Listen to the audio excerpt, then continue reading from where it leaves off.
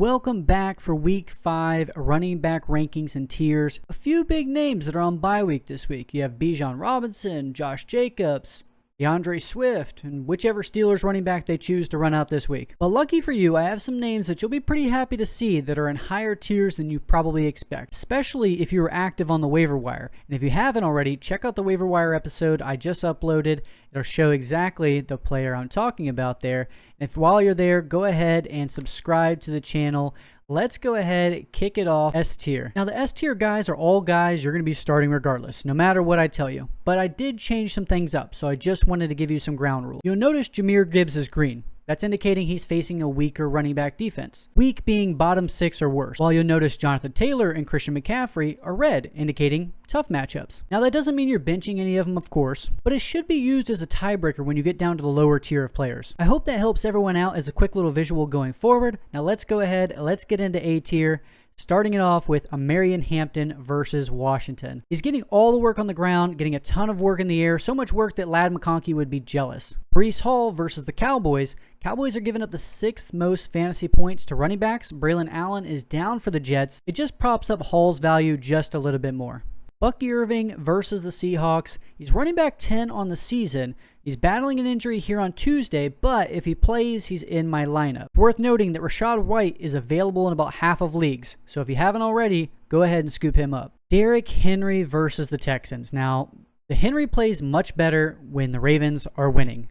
Right now, the Ravens are 1-3. They're projected not to have Lamar Jackson in week 5. I can't imagine the offense gets any better with Cooper Rush at quarterback. He's got some nice matchups after the bye, but that's 3 weeks away. If you can move off of him because of the name value and people are willing to buy, I'd be willing to settle. But don't bench him. Ashton Jeanty versus the Colts. I told you last week that he was going to have a breakout game. It was prescriptive. We saw what the Bears defenses looked like. Now the Colts are technically a tough defense against running backs, only allowing 13 fantasy points per game. But that doesn't mean you fade Ashton Jeanty. You just temper expectations. Javonte Williams versus the Jets. He's getting 15 opportunities per game. He's the running back 6 on the season. Just keep rolling him out there. And going on to B tier, I have Kyren Williams versus the 49ers. It's a bad matchup, and he's getting a ton of volume. He's not crushing your team, but you really need a touchdown for you to be happy on the week. It's worth noting in his 2 previous games versus his division rival, one game he had over 100 scrimmage yards and 3 touchdowns, and the other he had over 100 rushing. On to Travis Etienne versus the Chiefs. The running back 9 on the season. Would love to see Etienne get used a little bit more in the pass game, but regardless, he's shown his explosiveness and he's averaging over 6 yards per carry. Now I don't expect the 6 yards per carry to hold all season, but he should be just fine against the Kansas City Chiefs. Now, going on to Quinshon Judkins. You start him each and every single week. I've gotten tons of questions in my lives. I'm live every single day if you guys didn't already know that. But Quinshon Judkins is somebody who's everybody is asked about. It's the lowest over-under of the week versus the Vikings in London. It's 36.5 points. That is wildly low. But he's just looked so awesome each and every single week, and now he's getting more of the passing work. Kenneth Gainwell just ran all over them. So did Bijan just a few weeks ago. You have to start Quinshon Judkins. And Kenneth Walker versus the Buccaneers. The Buccaneers' run defense hasn't been as strong as it has in years past. What's concerning more than the matchup is Zach Charbonnet. In week 4, as soon as we saw the Seahawks get close to the goal line, Zach Charbonnet ran onto the field. Kenneth Walker ran right off. Those high-value touches are very, very important for being a top-tier running back. Now, he's always a home run threat, but losing those valuable touches is something to monitor. Next up, it seems that he's everybody's favorite, Cam Skattebo versus the Saints. This is going into New Orleans, but he's top 10 in rushing attempts and targets since he's taken over the backfield, being these last 2 weeks. He's had 90 scrimmage yards or more in both those games, and the Saints have allowed 97 rushing yards to opposing running backs. Skattebo should be started just about everywhere. And then going on to my friend, my hombre, J.K. Dobbins. First off, I had no idea that Dobbins spoke Spanish. I saw the interview after Monday Night Football with John Skuskiff, I want to say. I'm probably saying that wrong. It was after Monday Night Football, and it was awesome. Nevertheless, that doesn't give him bonus points, but after watching the Eagles give up 18 fantasy points per game to the running back position, that sure does. And coming into C tier, I have Chuba Hubbard versus Miami. Another juicy matchup here. The Dolphins are allowing 110 rushing yards on the ground to running backs so far this season. The only backfield that didn't rush for 100 yards was the Patriots, where they had 91 in that game, and Henderson only got 3 carries. So Hubbard is a super solid running back 2 in week 5. Next up, I have Alvin Kamara versus the Giants. Just another juicy matchup. This one's like deja vu. The Giants are averaging 116 rushing yards allowed to running backs. Only the Chiefs' backfield did not hit 100 yards, and they hit 92. The Chiefs! I absolutely love this matchup for Alvin Kamara. Now, I told you to bench this guy last week, but you absolutely have to start him this week. David Montgomery at Cincinnati. I had so many Monty or blank running back, and almost 99% of the time I was picking the other running back. One rule of fantasy football so far in 2025 is you do not start your running backs against the Cleveland Browns defense. They've shut down Chase Brown, Derrick Henry, Josh Jacobs, and of course, Monty. Now the Bengals, however, they've given up the second most fantasy points to opposing running backs. Start Monty with confidence in week 5. And you probably scooped this guy off waivers. Maybe you started him, maybe you didn't, but Trey Benson versus the Titans. A lot of people were disappointed with his week 4 performance, and probably rightfully so, but at the same time, you shouldn't have been expecting running back 2 numbers from him.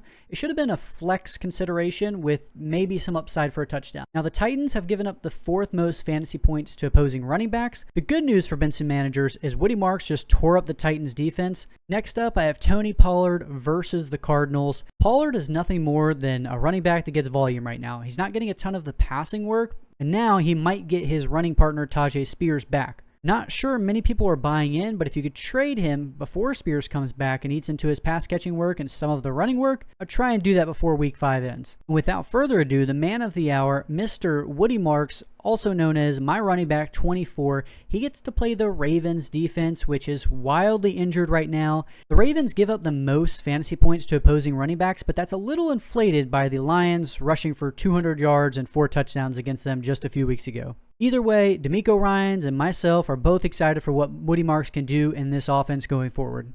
Congrats to everyone that got him off waivers, or if you were just stashing him on the bench, your time is now. Starting off D tier with Jordan Mason, he plays the Cleveland Browns. I have to reiterate this as I did with Montgomery, but I'm not sure how many times in a row I have to say it. You do not start running backs against Cleveland Browns. They've shut down everyone except for Jahmyr Gibbs. I don't think Jordan Mason is any exception to the rule. Next up, I have Zach Charbonnet versus Tampa Bay. He's getting the valuable goal line carries, but he's splitting the work 50-50 down the middle with Kenneth Walker. He's flexible, but you're only going to be happy if he vultures a touchdown from Kenneth Walker. And then you might have been wondering where this guy was. Probably right where he deserves to be, Chase Brown. I feel so bad for him because he plays the Lions. It's not even his fault. His offensive line and his offense is absolutely putrid. If you want volume, you can stay with Chase Brown, but if you're looking for upside, you might want to look somewhere else. And then as I mentioned it with Woody Marks, Nick Chubb also gets to play that Baltimore defense. I'm expecting his role to slowly deteriorate. It's not going to be completely vanished. You're going to be happy if he catches a touchdown, but outside of that, it's Woody Marks' show from here on out. Coming in at E tier, I have the Patriot Twins, both of them to get to play Buffalo this week. Henderson found the end zone, and he had a career high in rushing yards, 32 yards. We're going in the right direction. But seriously, though, you cannot start either one of these guys and expect anything great until we see one of them take over, which if you know anything about Patriots backfields, historically, it's been an absolute mess. And then I have RJ Harvey versus the Philadelphia Eagles. He showed some juice in week 4 versus the Bengals. He also had 14 carries to J.K. Dobbins' 16. It was Harvey who closed out the game, so hopefully that gives RJ Harvey a little bit more confidence and maybe even gives Sean Payton a little more confidence that we have a guy here who has a lot of juice, just needs to see the field. And then what's worse in the Patriots backfield? Another two-headed backfield with Isaiah Pacheco and Kareem Hunt versus Jacksonville. It's slowly turning into this weird 3-headed backfield. You got Brashad Smith, who I mentioned in the waiver wire segment, and he's being used as the pass-catching running back for the Chiefs, kind of like Jerick McKinnon was used, but it's just adding another head to this ugly beast of a backfield. I don't want any part of it. Going on to Bashaw Tutin, he's just nothing more than a high-end handcuff at this point. He gets to play the Kansas City Chiefs. Just stash him on your bench and see what happens. More two-headed running back backfields. We have Ja'Cory Krosky-Merritt and Chris Rodriguez versus the Chargers. That is a tough matchup. They take so much work away from each other. I mean, it's 35% of the snaps for each of them. and one of them just needs to pull ahead before we can get any of them into our lineups. And then last but not least, you have F tier with a couple of guys here. Nothing crazy. I think it's just worth mentioning that Kendre Miller, who I mentioned in the waiver wire video, is intriguing. One, his matchup versus the Giants is nice, but he also got a ton of carries in week 4. And Rachaad White, I mentioned it with Bucky Irving. If for whatever reason Bucky Irving can't go, Rachaad White immediately jumps up to a running back 2 in week 5. And if you haven't already, make sure you do subscribe to the channel. I'm going live each and every single day just to help you guys out, giving you more rankings, more knowledge, helping you win your fantasy league. And tomorrow I'll be back with the wide receiver rankings and tiers video. So stay tuned.